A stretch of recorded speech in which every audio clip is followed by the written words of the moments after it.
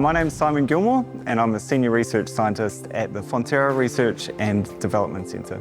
We're interested in high quality protein because it's very important to understand what that protein is actually providing us in terms of nutrition. And the important part about protein is the amino acid composition of that protein.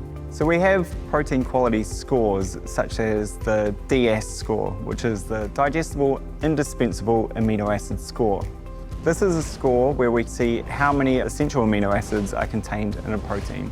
And then we also take into account the digestibility of that protein as well. So how well your body can actually access those amino acids and utilize them. Dairy protein is really well regarded in the area of muscle building and repair. And that's because it contains, first of all the essential amino acids that your body needs and can't produce itself.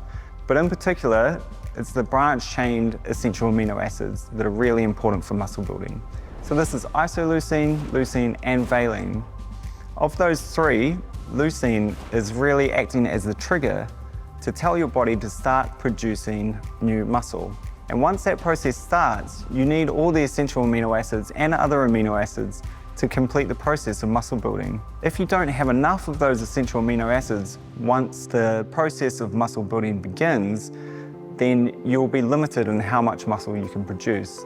So it's kind of like if you're building a house and you have the plans and you have the go-ahead, but you run out of bricks. You're not going to be able to finish that house. You're not going to be able to build as big a house.